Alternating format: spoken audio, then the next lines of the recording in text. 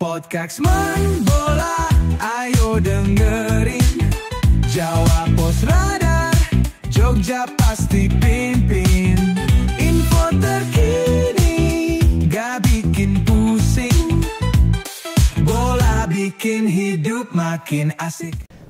Oke, football lovers, kembali lagi ke podcastnya Radar Jogja. Podcast yang selalu dinanti-nantikan oleh para pecinta sepak bola baik di Indonesia maupun luar negara. Ya, bersama saya Rizky Kopong yang sekarang menjadi host, dan bersama saya di depan saya ada Pak Ananto dan Mas Bahana. Pak Ananto ini sebagai pengamat sepak bola, Mas Bahana ini sebagai wartawan senior sepak bola. Lokalan lah ya Wong. Lokalan memang liputan PSS sama PSM toh Persiba. Udah itu toh. Enggak tahu liputan timnas aku. Nah, begini teman-teman. Radar Jogja ini kan biasanya kan kalau teman-teman mengikuti kan ini kan apa namanya? Biasanya kita ngomongin PSIM sama PSS. Nah, ini di momen hari ini spesial ini teman-teman. Bahwa di podcast Radar Jogja ini kita akan ngomongin apa? Berbicara soal Timnas Indonesia yang akan menghadapi Australia. Timnas Day. Timnas Day ya. Timnas Day. Timnas memanggil. Nah, ini langsung saja kita bertanya-tanya nih kepada Pak Ananto sama Mas Bana. Pak Ananto, bagaimana nih Ananto melihat persiapan timnas kita ini untuk menghadapi Australia tanggal 20 besok ya? Persiapannya dari sisi apa, Pong? Ya dari sisi tim, Pak. Ini kan kemarin kan belum lama kan Petik Privat kan memanggil beberapa nama ya. Nah, sekarang ini kalau menurut Pak Ananto gimana dengan skuad yang ada ini untuk melawan Australia ini bagaimana, Pak? Ya kalau lihat skuadnya cukup besar ya, 30 pemain minus 1 sebenarnya. Kan Egy nggak dipanggil, gara-gara cedera. Nah, cuma dari komposisi pemainnya ini sekarang mungkin lebih komplit. Kalau dulu kan kita selalu bertanya-tanya kan, lini tengah sama lini depan. Nah, ini dengan tambahan kemarin praktis ini ada 4 pemain baru loh yang masuk ya. Joy Polepesi, kemudian Emil, terus satunya lagi oleh sebelumnya ya, terus satunya lagi yang baru Dan James ini ya. Nah, ini pemain-pemain yang masih main di level yang oke lah kalau di Eropa gitu kan. Nah tinggal sekarang kan yang jadi masalah ini kan banyak pemain-pemain baru di tim ini. Dan pemain-pemain ini di era Sintayong ini kan banyak yang bergonta-ganti partner ya. Beberapa kali Sintayong ini kan sempat membongkar pasang pemain-pemainnya, terutama di lini tengah, lini depan apalagi gitu kan. Dan juga yang agak stabil sebenarnya lini belakang, tapi lini belakangnya juga beberapa kali diganti, Bang.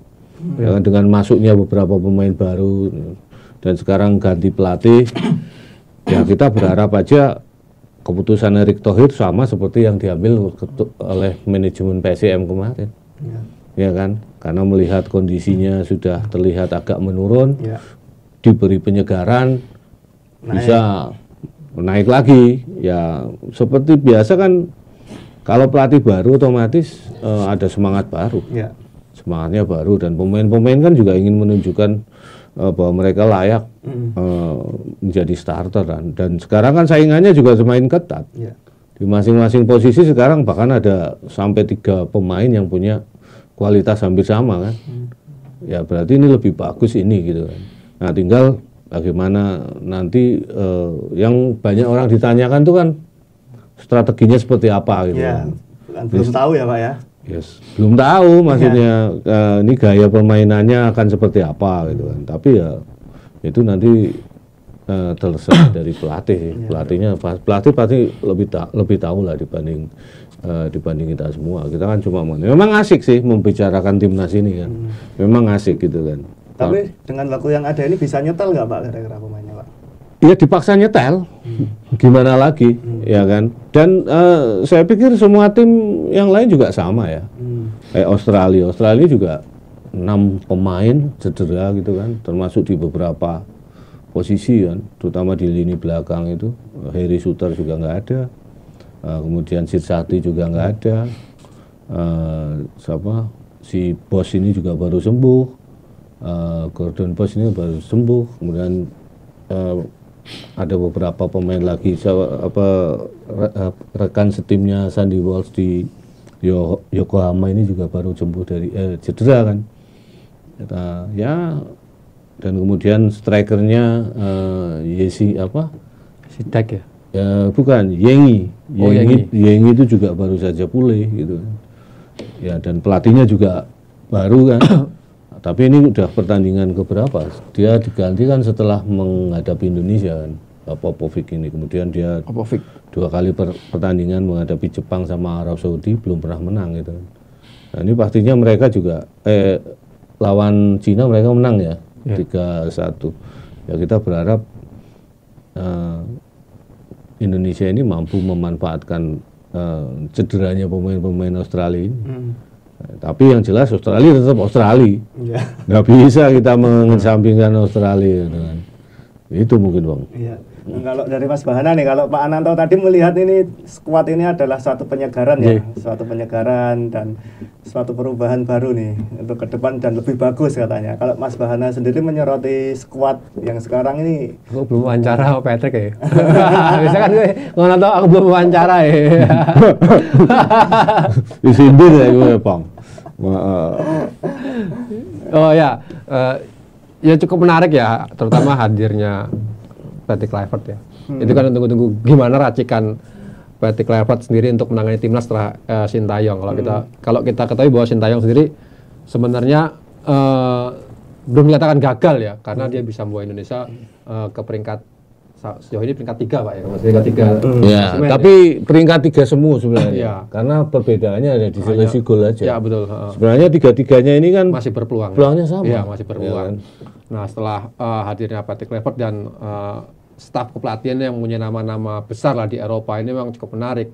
Ya dibandingkan Sintayong dengan Patrick Kluivert ya emang ya secara histori Patrick Kluivert punya nama besar kan. Nah, itu kan jadi menarik untuk melatih timnas. Untuk memang secara squad kan sebenarnya ya sama, hanya ada tambahan 4 pemain kan tadi yang kita tunggu-tunggu. Termasuk saingannya strike ya, si Ole ini kan pemain dari Oxford ya. Oxford United. Itu depannya striker. Nah, itu kan ya mungkin kita sebagai penonton layar kaca kan ingin melihat seperti apa sih pola permainan racikan Patrick Kluivert di tangan pelatih Indonesia, tangan Patrick Kluivert kan. Apakah akan bermain benar seperti Belanda total football atau sebenarnya sama aja seperti Sintayong yang menerapkan sepak bola disiplin kan. Orang bilang di pertemuan pertama kan Indonesia parkir bus ya. Nah, apakah akan seperti itu kan ya kita lihat juga, karena saya sendiri tidak mengetahui sepak terjang Patrick Kluivert kan saat menangani tim-tim sebelumnya seperti apa gaya permainannya gitu. Beda mungkin kalau misalnya PSSI ngambil Mourinho atau ngambil siapa kan kita udah paham kan pola latihan, karena kan tersorot saat dia nangani AS Roma, nangani Chelsea, mungkin nangani MU. Kalau Patrick Kluivert selama ini kan tidak bisa kita lihat sebagai penonton layar kaca, susah ngelihatnya. Ya baru bisa komentar nanti setelah pertandingan lawan Australia, Bang. Seperti apa main di Indonesia itu. Gitu, Bang. Nah, dan kayaknya belum ketemu latihan nih, Pak ya. Belum sama sekali, belum pernah latihan. 20 main, sekarang tanggal 17 belum latihan loh. Iya. Katanya skuadnya udah ke Australia sekarang ya? Sudah berangkat semua. Berangkat semua. Terakhir yang berangkat itu kan JICS ya. JICS, kemudian Denjim itu satu pesawat sama Kelvin Verdong sama Mes Hilgers.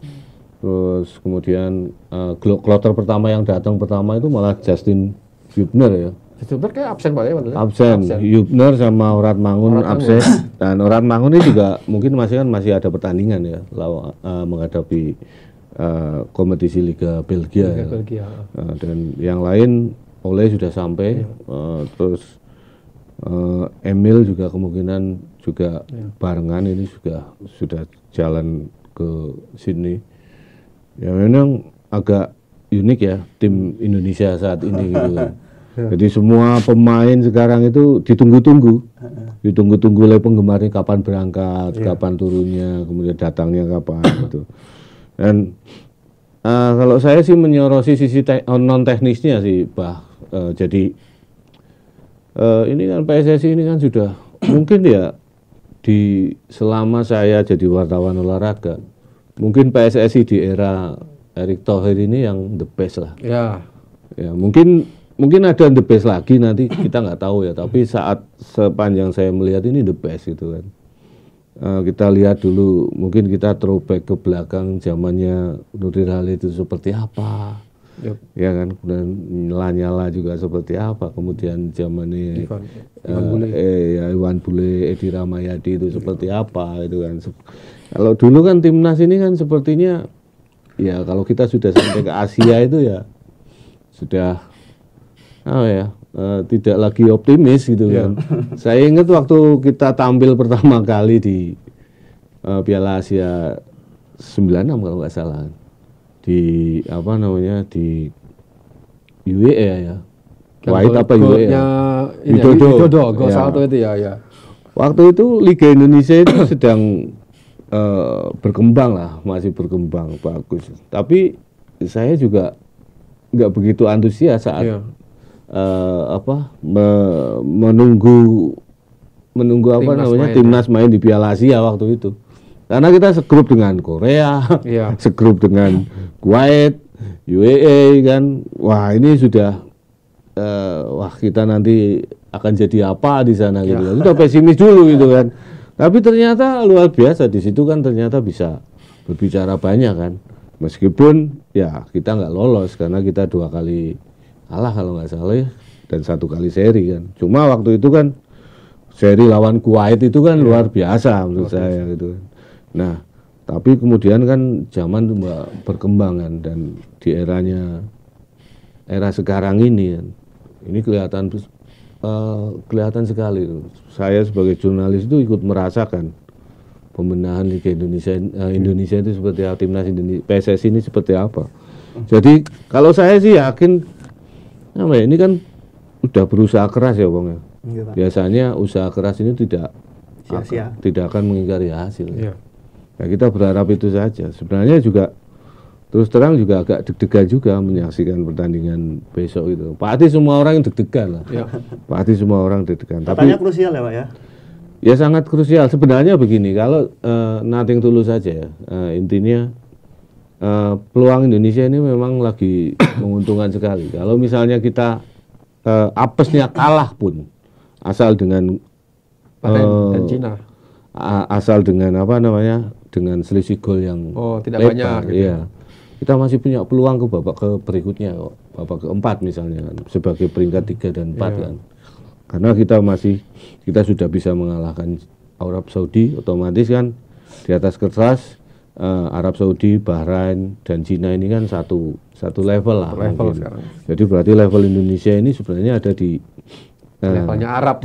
Iya, dan sebenarnya ini kan klasemen sementara ini, klasemen di pertandingan ke-6 ini benar-benar menggambarkan kondisi real kekuatan tim. Iya. Ya kan, Jepang kan kita nggak usah bahas lah. Jepang seperti apa, ya sulit lah.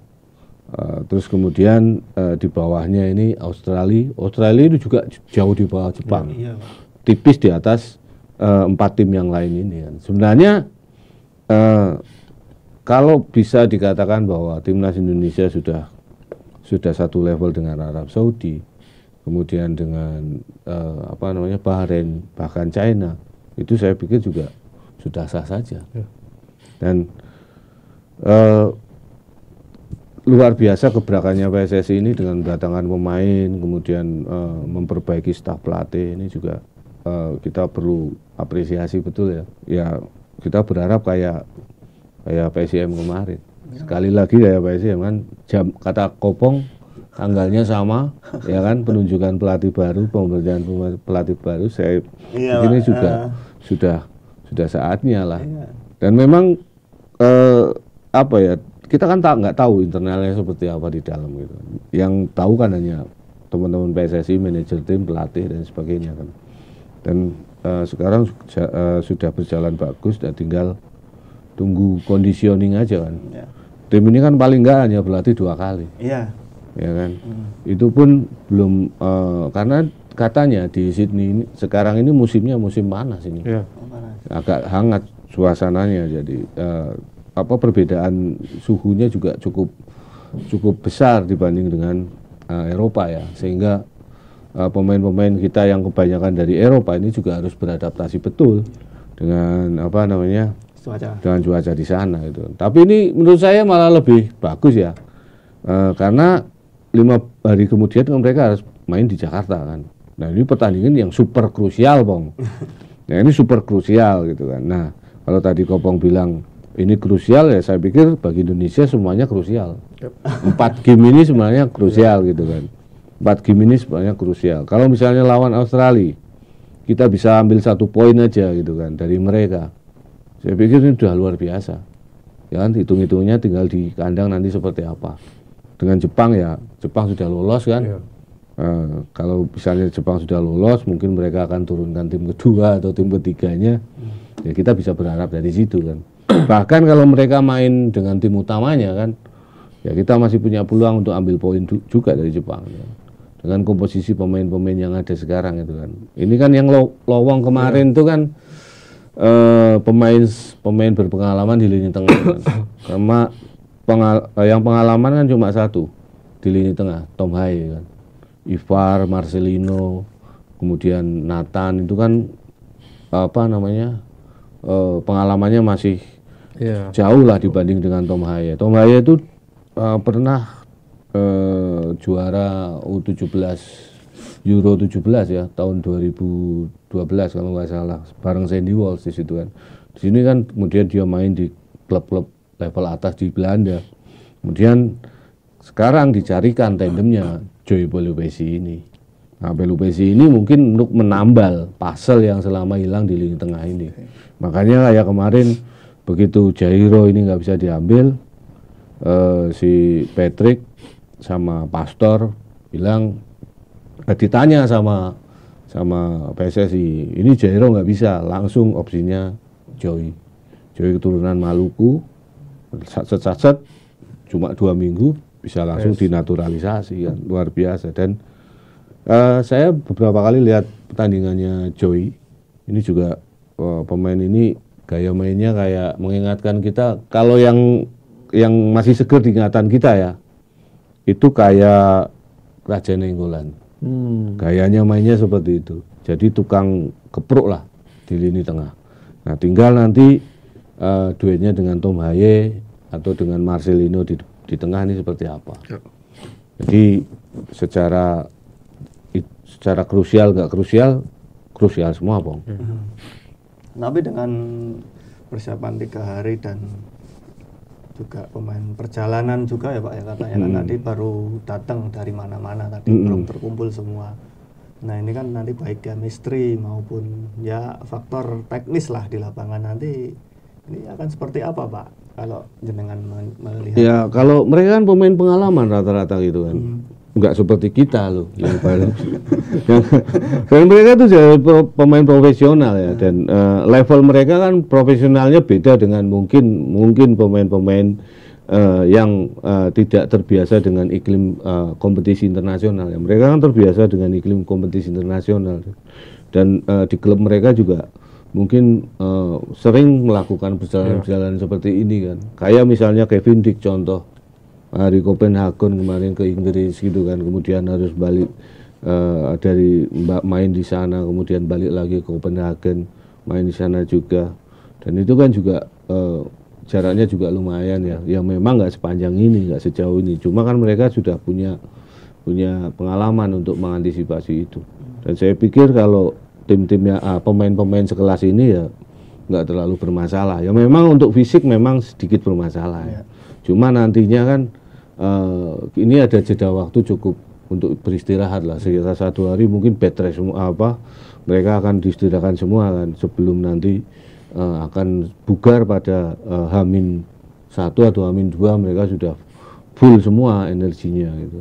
Nah terus kemudian masalah chemistry, kembali lagi Bang, pemain ini memang yang namanya timnas itu nggak bisa melakukan TC jangka panjang kecuali menjelang turnamen mayor ya, kayak Piala Dunia atau Piala Asia.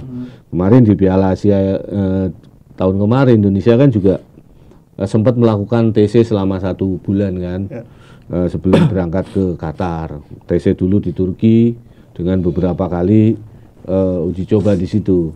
Nah tapi kalau laga match di sela-sela FIFA Matchday ini seperti ini nggak bisa lagi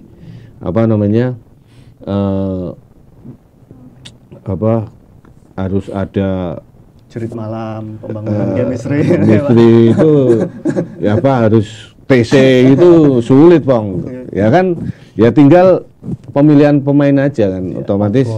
Ya kan, kalau saya pikir dan kemarin Tom Haye bilang bahwasanya saat pertandingan lawan Arab Saudi ini chemistry pemain Indonesia itu sedang tinggi-tingginya gitu kan. Nah, yang jadi pertanyaan karena ini kan masuk Baru itu. 4 pemain baru kan. Dan pemain barunya ini saya pikir juga meskipun mereka bukan pemain baru pun ya kan. Ini juga saya pikir nggak terlalu lama lah untuk menyatukan chemistry karena mungkin nanti Ole akan masuk menggantikan Ragnar kan bisa kan. Karena Ragnar ini kan akumulasi kartu. Kemudian di depan nanti akan diduetkan dengan salah satu striker lokal atau siapa atau bahkan mungkin nanti beberapa pemain gelandang yang didorong di depan. Nah, kita nggak, saya pikir untuk chemistry ya kita nggak bisa berharap tim ini akan menjadi sekelas Manchester City atau Liverpool ataupun tim-tim klub luar negeri yang sudah lama berkumpul kan. Ya tapi saya rasa dengan level mereka sebagai pemain timnas, pemain internasional, saya pikir mereka sudah paham lah untuk itu. Ini kalau dari Mas Bahana nih membaca peluang. Kalau Pak Ananto tadi kan ini peluangnya sedikit ada nih, mengingatkan banyak pemain Australia yang cedera ya Pak ya. Yang cedera ini akan menjadi peluang untuk timnas kita ini bisa mencuri poin di sana. Nah kalau dari Mas Bahana sendiri mengamatinya bagaimana Mas? Kok saya ngeliat dari ini ya, dari pertemuan pertama aja lah ya.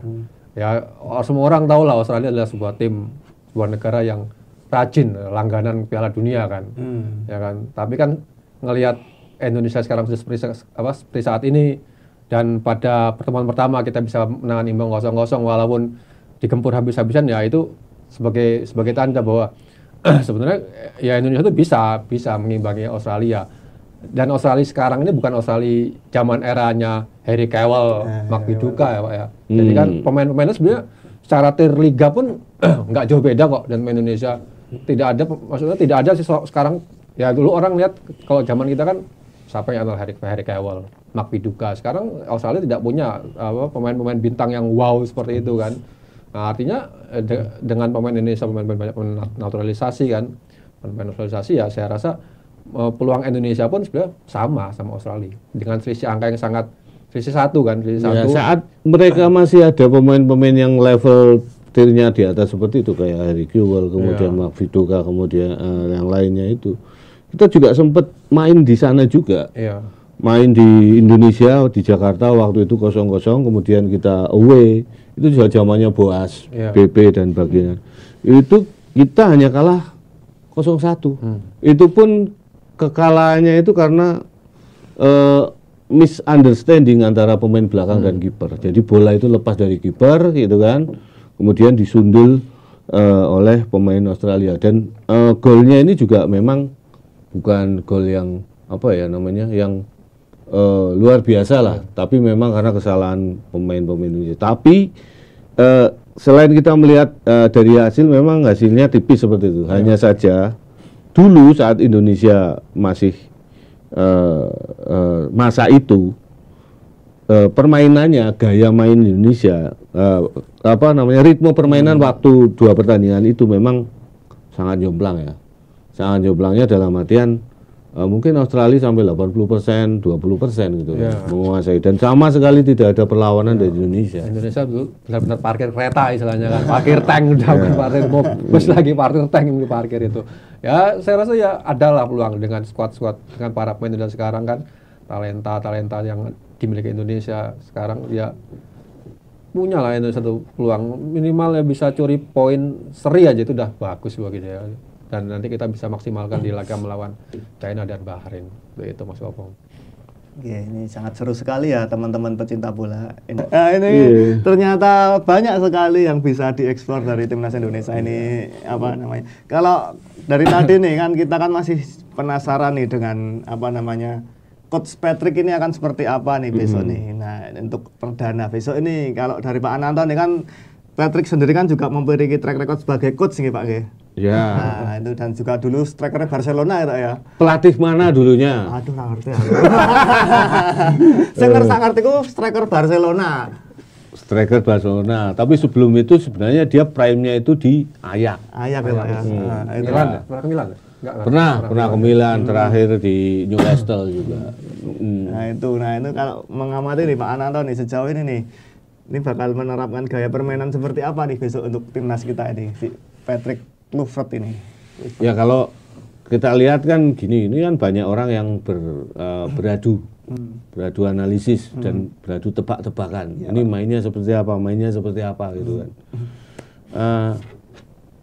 Kalau dilihat dari susunan pemain yang dipanggil kemarin kan, ini sebenarnya juga nggak beda jauh dari eranya Sintayong, cuma hanya penambahan dari pemain-pemain baru dan beberapa nama seperti Hoki Caraka dalam tanda kutip yang sebenarnya juga jarang mendapatkan menit bermain di musim ini ya, Pak, di musim ini ya di PSS. Masih mending Sanad dan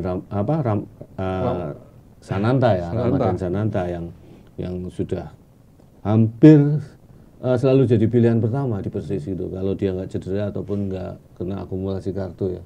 Meskipun dia juga mainnya juga nggak 90%. Dan kemudian di situ juga masih ada sosok Ricky Kambuaya. Dan kemudian di Dimas ya. Siapa namanya yang nggak ada kan di eranya ini misalnya Asnawi kan. Kemudian di situ masih ada Arhan. Sayuri bersaudara ini juga absen gitu. Padahal di zamannya siapa namanya si Sintayong kalau misalnya dua pemain ini nggak cedera pasti dibawa gitu kan. Nah saya melihat gaya dari perkiraan nanti bermain dengan gaya seperti apa, saya pikir kok tidak akan jauh berbeda dengan pendekatan yang di Sintayong ya. Hanya saja mungkin ini yang jadi pertanyaan kan kenapa Sayuri bersaudara ini nggak dibawa gitu. Sama Asnawi nggak dibawa. Padahal Sayuri bersaudara itu selalu menjadi senjata dalam tanda alternatif bagi Sintayong untuk melakukan serangan balik. Apakah di situ di posisinya ini sudah banyak pemain kan di situ di posisinya Yance dan di posisinya si Yakob ini kan sayap wing kanan, wing kiri ya. Di situ kan sudah menumpuk banyak pemain. Tapi meskipun dari dulu juga banyak pemain, terutama pemain-pemain diaspora, tapi dua pemain ini selalu dipanggil. Dan kalau nggak cedera pasti dimainkan. Dan sering jadi pilihan pertama, kalau nggak dia masuk di babak kedua gitu kan. Nah ini kemungkinan besar nanti Patrick tidak akan memainkan cara seperti Sintayong mengandalkan serangan balik. Karena dua pemain yang punya kemampuan serangan balik ini nggak dipanggil gitu kan. Nah di situ mungkin ada potensi serangan balik kan dari Marcelino, Verdong sama Struijk gitu kan. Nah cuma sayap-sayapnya dari timnas ini yang baru-baru ini kebetulan kan tipikal merekanya bukan tipikal yang untuk bermain dengan counter attack, tapi lebih banyak ke possession ball gitu kan. Jadi kemungkinan besar nanti timnas mungkin agak sedikit berbeda mainnya ya, dan tapi dengan pendekatan pertahanan yang hampir sama dengan pendekatan yang dibangun oleh Sintayong gitu kan. Nah, yang jadi pertanyaan sekarang terutama pakai skemanya apa gitu kan. Apakah 3-5-2, 4-4-2, apa 4-3-3, ini kan yang jadi pertanyaan. Karena Sintayong ini kan selalu senang dengan 3 back ya di belakang. Nah, 3 back ini kan biasanya Rizky Ridho, Jaitses sama Hübner kalau mereka fit ya. Nah ini Hübner ini nggak ada, kemudian Rizky Ridho masih ada, cuma di sini muncul lagi Mesilger kembali lagi ya toh. Nah kita lihat kalau di Liga Belanda memang jarang sih klub-klub yang menggunakan 3 back. Eropa sekarang pakai 4-3-3 semua, ya, 4-2-3-1. ada malah justru di Itali, Venezia ini klubnya J ini malah dari awal musim sudah menggunakan posisi 3 back. Ya, J kadang di tengah, kadang di mengapit back tengah gitu kan. Tapi dia menggunakan 3 back. Kemudian kalau di Mesilger di 20 juga menggunakan 4 back. Terus kemudian siapa lagi? Verdong itu sempat waktu lawan Feyenoord kalau nggak salah. Verdong ini main di fullback. Tapi skemanya juga agak sedikit lunak ya. Kadang menggunakan 3 back, kadang menggunakan 4 back gitu kan. Nah ini yang menarik gitu. Terus kemudian siapa lagi? Sandy Walsh main di Yokohama Marinos. Nah, ini starter terus malah sekarang. Dan bahkan tadi malam timnya menang kan, 2-0 lawan lupa namanya itu. Ini kemenangan pertama dari Yokohama Marinos. Dia mainnya juga 4 back, bahkan dia main center back kan, nggak di wing kanan. Nah kemudian timnya siapa lagi? Tom Haye juga main 4 back.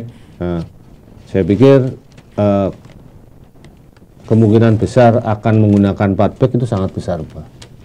Nah, yang perlu beradaptasi dengan permainan 4 back ini mungkin kan pemain-pemain yang lokal kita kan, kayak Rizky Ridho gitu kan, kemudian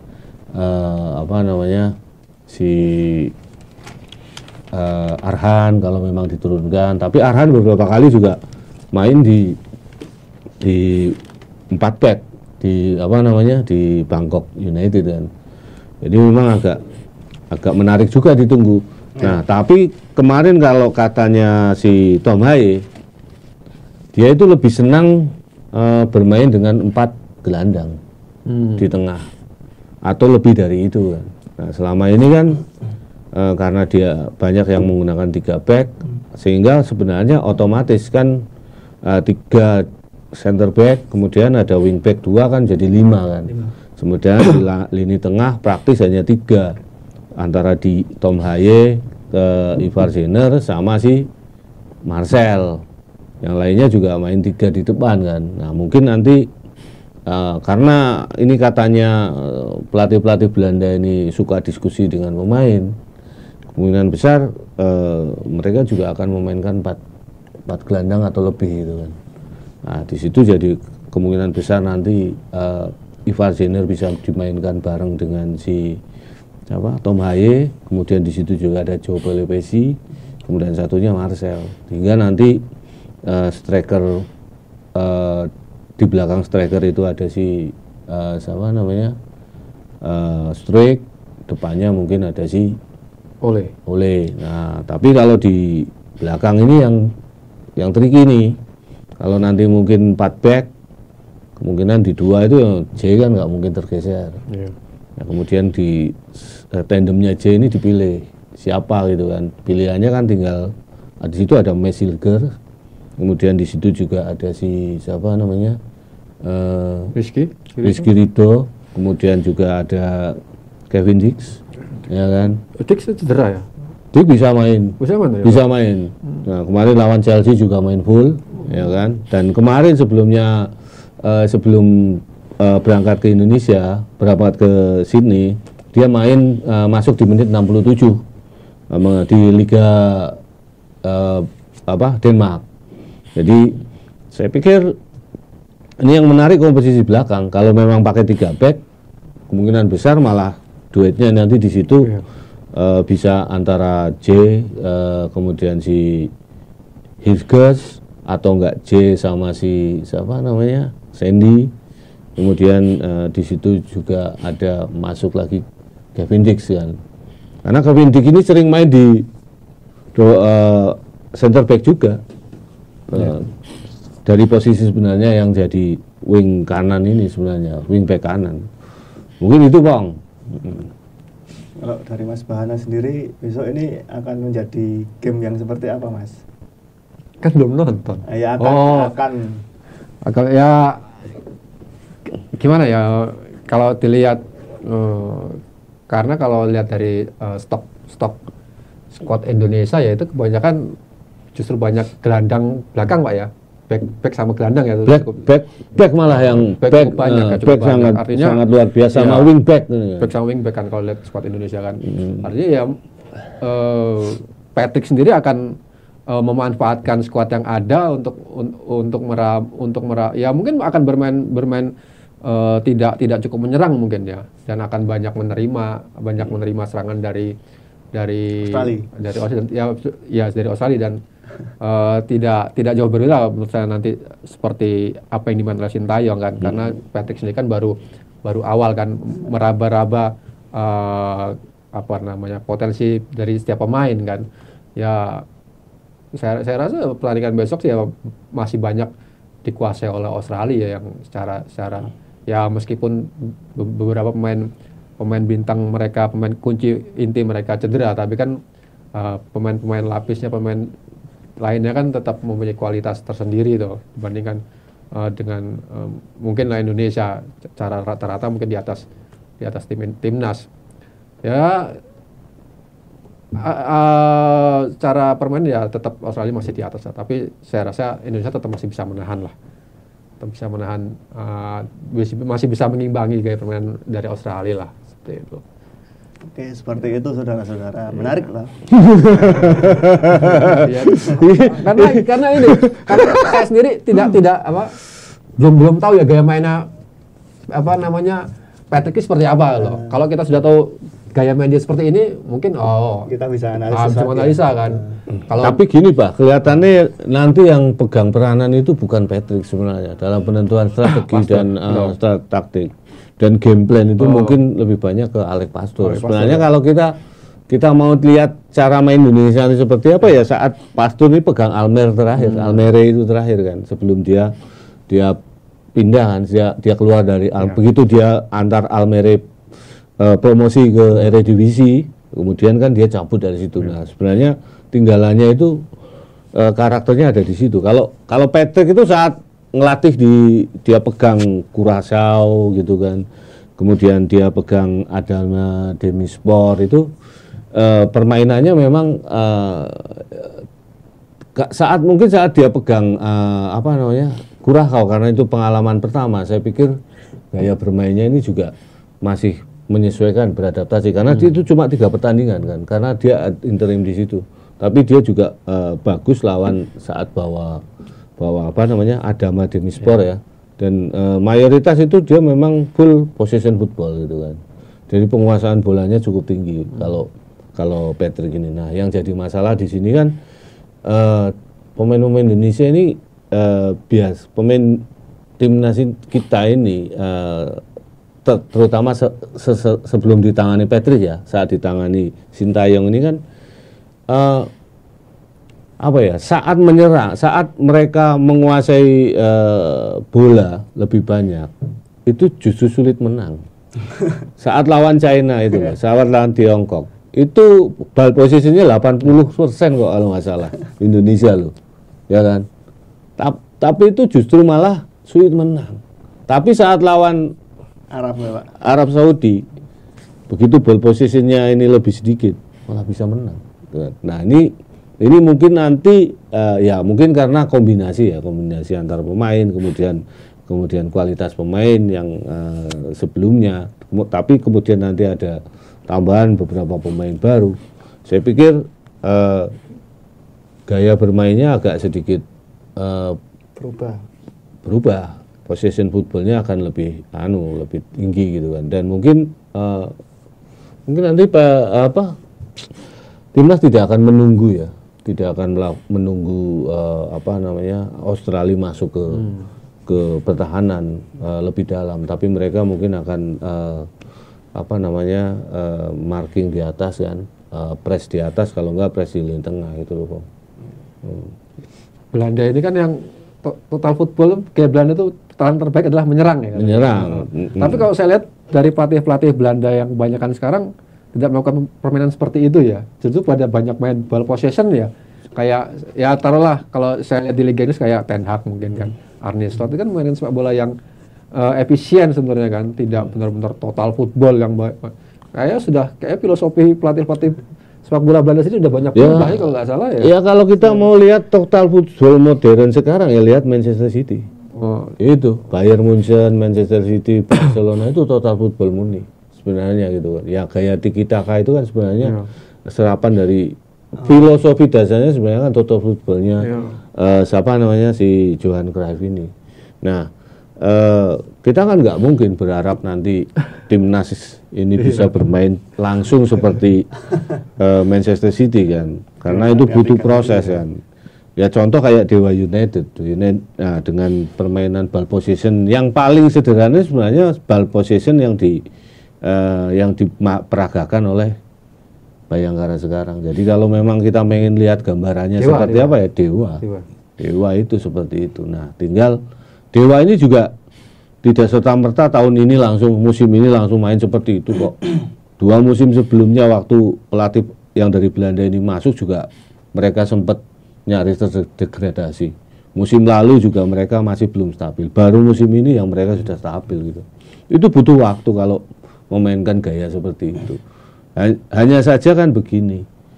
Tinggal apa ya bahan-bahannya Pak.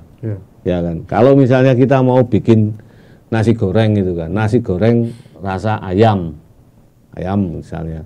Tapi bahan-bahan yang tersedia di situ cuma nasi, ayamnya nggak ada. Berarti ayamnya kita ganti apa? Ganti jamur yang rasanya kayak ayam gitu loh Bang. Atau bikin tepung apa yang mirip ayam gitu kan. Nah, tapi kalau di timnas Indonesia sekarang bahannya ini kan ada. Pemain-pemainnya ini kan sudah kalau Kopong ngaji Iqra 5 belum selesai gitu kan.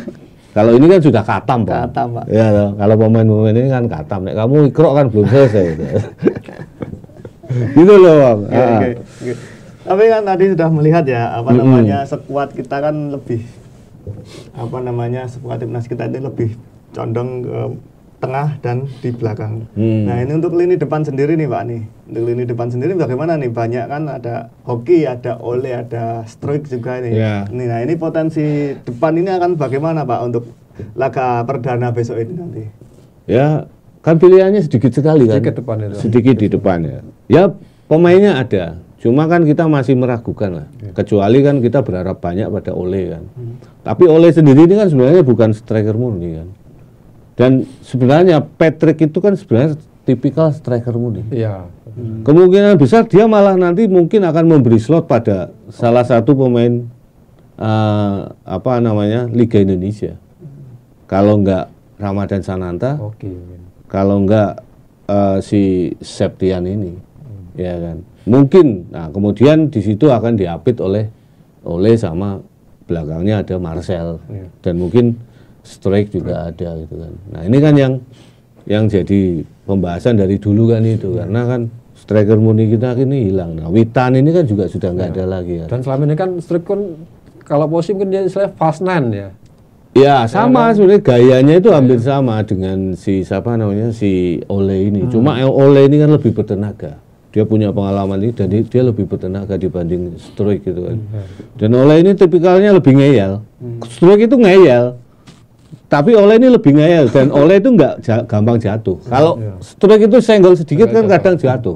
Kadang kehilangan bola. Kalau Ole ini enggak. Cuma dia bukan striker murni. Tapi kalau dia diplot sebagai finisher mungkin oke lah gitu kan. Cuma nanti Patrick mungkin akan menempatkan kesempatan satu orang, apa itu Ramadan Sananta. Kalau saya sih cenderungnya di antara dua itu, Ramadan Sananta sama Septian Baskara ini. Ya saya tidak merendahkan Hoki gitu kan.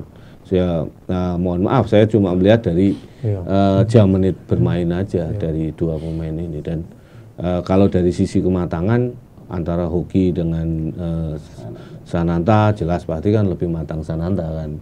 hoki dengan Septian, meski Septian ini debutan di timnas Indonesia, tapi kan dia juga matang juga. Mungkin itu, Bang. Oke, tadi sudah melihat apa namanya Pak Ananto soal kemungkinan-kemungkinan yang akan terjadi di lini depan di skuad timnas Garuda kita. Nah, kalau untuk Mas Bahana nih, prediksi skornya berapa? Oh, sebagai skor timnas ya, ya menang 2-1 sudah baik lah, 2-1. Saya tetap harus menang gitu. Kita menang. Harus menang ya, Mas? Menang harus 2-1 lah. Nah, ini juga kan Oleh ngegolin 1, sisanya nanti Marcelino, bukan. Ijes. Ya, Ijes. Sundulan ke tengah-tengah kalau yang ingin Persija kayak. Ijes sundulan ya pas apa corner lah itu aja cukup. Wah, itu udah lumayan lah. Nah, ini tadi aku sudah baca-baca ini apa namanya? Ada kekhawatiran ini katanya Pak Nanto dari bomber Australia ya, ini ada kekhawatiran bahwa skuad Garuda ini lebih meningkat ini. Nah, ini artinya itu kan sudah dilirik toh. Indonesia ini kekuatannya ini ya diperhitungkan. Ya itu mungkin apa ya namanya, kalau mereka khawatir dengan kita, alhamdulillah ya kan, berarti memang tim ini kan dilihat bahwa, tapi kalau lawan itu sudah memperhitungkan kita, pertandingan pasti tidak akan mudah karena mereka sudah mempersiapkan diri dengan baik gitu kan. Cuma yang sulit ditebak ini kan gaya main Indonesia ini.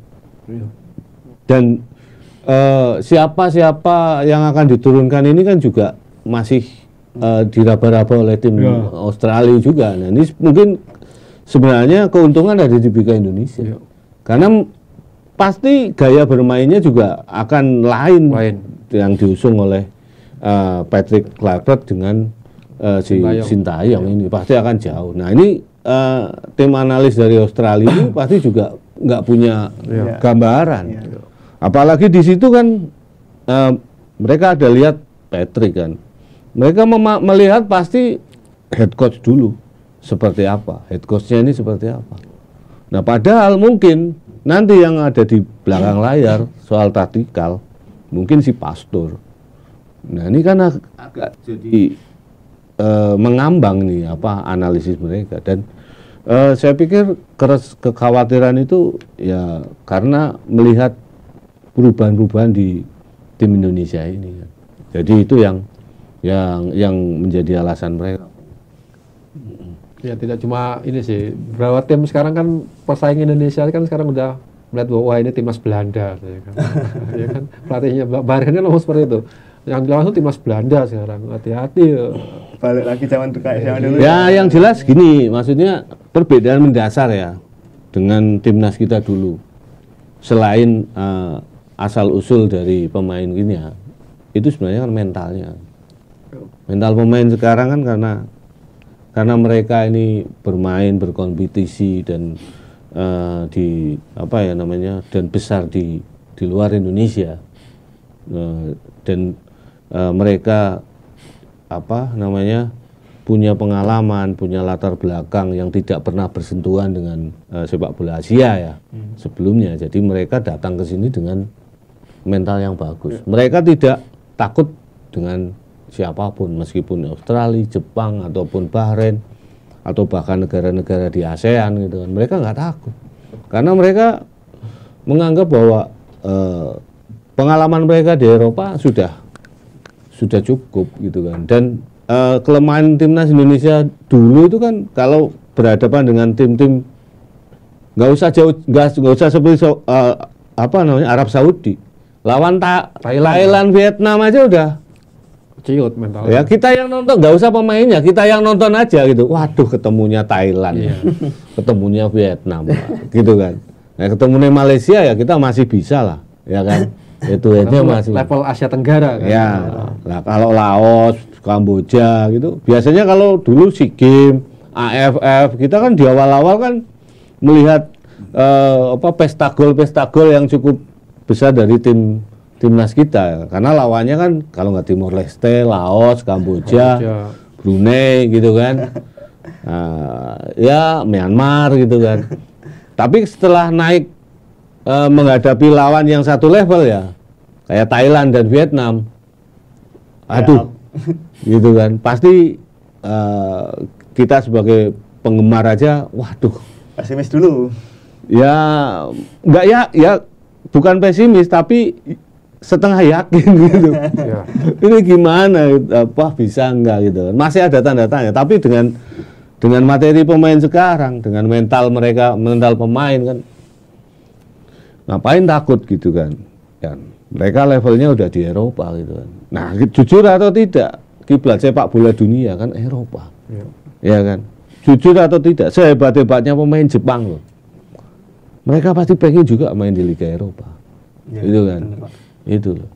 Nah, itu juga saya pikir ya sebagai pemain yang bermain di level yang diimpikan oleh seluruh pemain di seluruh dunia ya, di belahan dunia manapun, bahkan Amerika Selatan, Brasil, Argentina pun tujuannya kalau bisa ya main di Eropa gitu kan. Nah, tentu bekal ini yang menjadikan motivasi mereka dan mental mereka ini bagus untuk menghadapi tim-tim yang semacam Arab Saudi, kemudian Australia, Bahrain atau Jepang sekalipun. Jadi ini yang membedakan mentalnya gitu.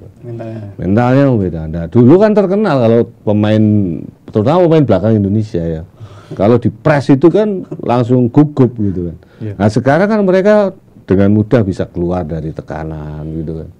Ya ini memang bukan hal yang sepele ya, antara pengambilan diaspora yang di luar negeri di liga-liga ini untuk menjadi pemain timnas ini bukan hal yang sepele sebenarnya. Banyak faktor yang menguntungkan kita sebenarnya. Cuma kan dari beberapa orang kan menganggap, wah bagaimana dengan pembinaan di dalam gitu kan. Ya pembinaan tetap jalan.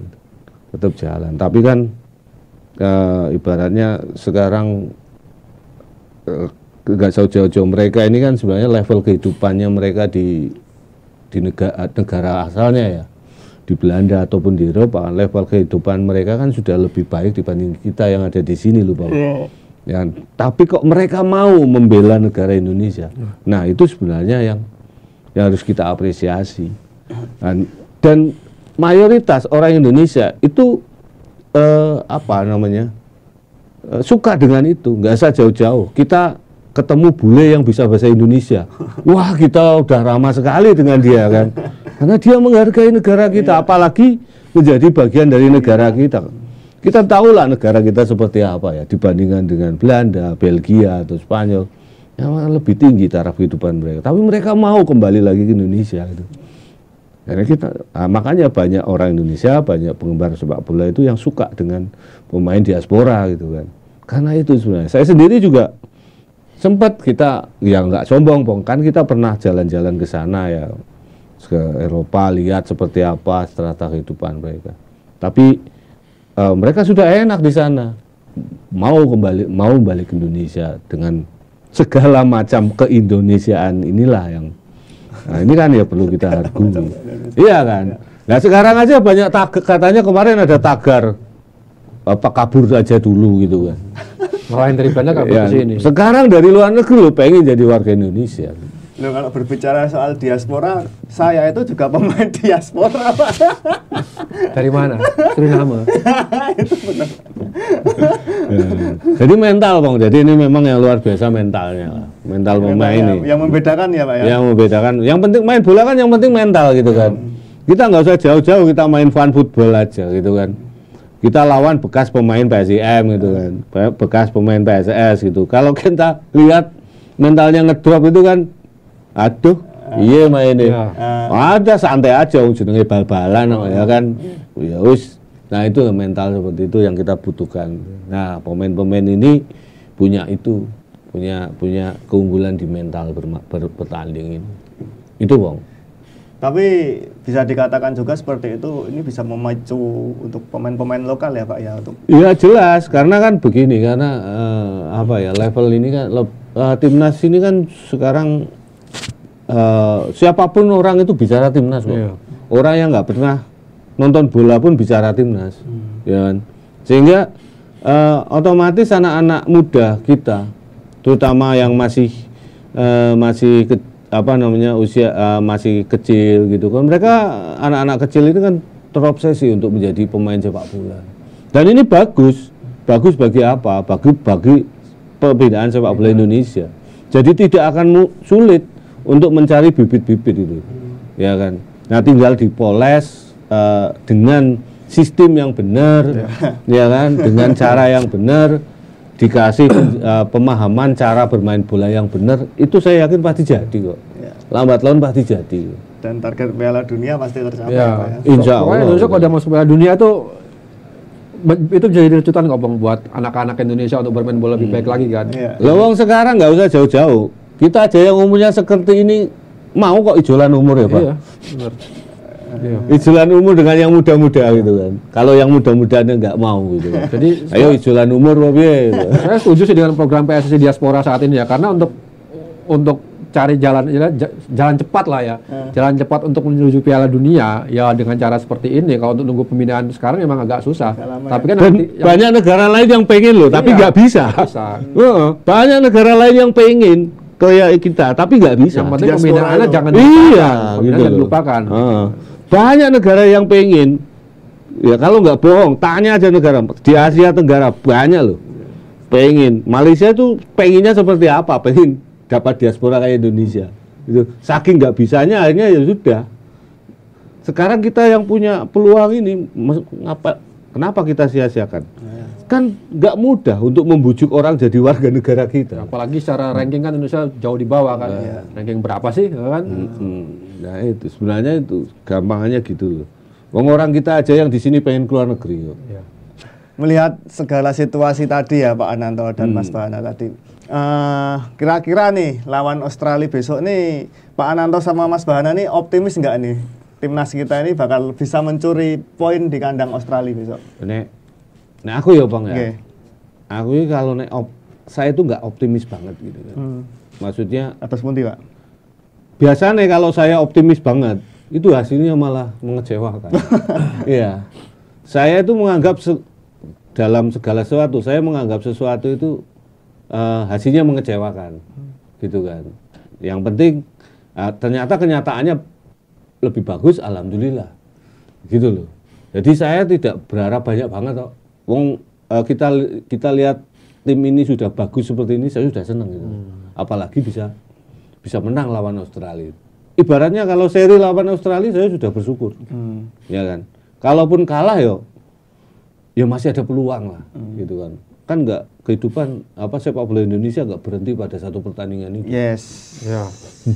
Itu loh Bang. Oke Pak. Itu. Berarti tidak terlalu optimis tapi tetap percaya. Ya, karena takutnya gini kalau kita ekspektasinya tinggi ternyata meledo. Akhirnya kita apa? Akhirnya munculnya jadi sumpah serapah, ya kan? Akhirnya kita menganggap pemain itu nggak bermain dengan baik gitu. Ya kita ekspektasinya sedang-sedang saja, gitu. Ya. Meskipun dalam hati pasti kalau menang juga seneng gitu Ya. kan. Mas Bahana Gitu. sendiri Ya sama lah. Ekspektasinya tidak terlalu tinggi ya. Jangan sampai nanti seperti Piala Asia kemarin ya. Kita kan terlalu tinggi, nobar, berharap menang akhirnya ya. Piala Asia yang U23. U23 kan ya, kecewa kan. Ya dukung timnas Indonesia itu ya sewajarnya. Kalau menang ya alhamdulillah, kalau kalah ya besok coba lagi ya. Besok Saya coba seperti lagi, itu. ya. Tapi artinya kan lawan Australia kan jadi pertandingan kunci juga ya, salah satu pertandingan kunci ya. Seandainya kita bisa menang ya kan lawan Australia, setidaknya laga lawan Bahrain dan Cina itu Menjadi lebih mudah. lebih mudah setidaknya kan, walaupun hasilnya belum tahu kan, setidaknya lebih mudah lah. Kuncinya memang besok Bang. Kalau besok hasilnya itu positif ya, laga melawan Bahrain dan itu Cina. pasti lebih Ya, positif. artinya Gitu. jalan kita menuju Piala Dunia semakin terbuka lebar loh Bang. Ya. Itulah. Oke. Berharapnya menang lah pokoknya lah harapannya. Oke, harapannya menang tapi kan Ya. tadi kan optimistisnya itu kan setengah-setengah ya. Nek saya, ya semua nek Mas Bahana optimis banget. Terus lah. Tapi kan ini loh Pak, tapi kan menariknya ini kan begini. Nah, melihat semua pembaharuan dari pelatih dan banyak diaspora ini, animo masyarakat ini kan Semakin besar. pasti semakin besar. Pasti ini Ya apa, Pak? jadi gini, mayoritas penggemar sepak bola Indonesia ini penikmat bola. Dan mereka itu sangat tinggi sangat tinggi menjunjung tinggi nilai kebanggaan terhadap Indonesia sebenarnya, karena nggak cuma sekali ini, waktu zaman Piala AFF itu hanya sekedar Piala AFF yang nyaris juara, itu euforianya juga seperti ini gitu kan, euforianya itu seperti ini, dan memang itu karakter penggemar sepak bola di Indonesia seperti itu. Kalau untuk timnas itu mereka memang harapannya tinggi dan mereka selalu bangga terhadap timnasnya gitu kan. Apalagi sekarang saya pikir di tangan Erick Thohir adalah sosok yang tepat ya. Bagaimana sih timnas Indonesia ini bisa berkembang seperti ini? Saya pikir itu, dan memang kan jauh sekali ya. Sekarang nggak usah nggak usah lama-lama, nggak usah jauh-jauh, kita lihat dengan zamannya Nurdin Halid seperti apa, kemudian diganti PLT Joko Driono gitu, kemudian ada lagi Edi Rahmayadi. Cara pengorganisasian PSSI-nya ini benar-benar berbeda. Mungkin anak-anak sekarang yang kayak kamu Bang nggak ngalami itu Bang. Zaman saya dulu Bang, waktu di era-era sebelumnya itu ya kan, kompetisi belum berjalan aja sudah ada isu paketan, nanti yang promosi ini, yang degradasi ini gitu kan. Terus pelatih itu biasanya kalau mau direkrut tanya dulu, ini budget non teknisnya ada enggak gitu kan, lucu gitu. Itu sudah menjadi rahasia umum lah. Kalau saya yang liputan olahraga Indonesia itu, sepak bola Indonesia. Tapi untuk timnas apapun itu ya kita junjung. Ya sekarang akhirnya baru memahami setelah Pak Erick muncul. Ya. Oh beda ya, organisasi diurus oleh politikus dengan diurus oleh seorang profesional yang udah tahu bola gitu. Ya seperti itulah. Ya, tahu sekarang. Gitu Bang. Begitu teman-teman, banyak sekali ulasan-ulasan menarik untuk timnas Garuda kita yang besok akan berjuang melawan timnas Australia tanggal 20 Maret malam nggih? Ya malam. Malam ya. Besok semoga harapannya timnas kita bisa menjulang poin penuh, dan tadi banyak ulasan-ulasan menarik dari Pak Ananto dan Mas Bahana. Kita nantikan debutan Indonesia, kita doakan bersama semoga bisa menang. Sukses terus Indonesia, dan jangan lupa tonton terus podcast bolanya Radar Jogja. Assalamualaikum warahmatullahi wabarakatuh. Waalaikumsalam warahmatullahi wabarakatuh. Mantap Kopong. Podcast Main Bola, ayo dengerin. Jawa Pos Radar, Jogja pasti pimpin. Info terkini, gak bikin pusing. Bola bikin hidup makin asik.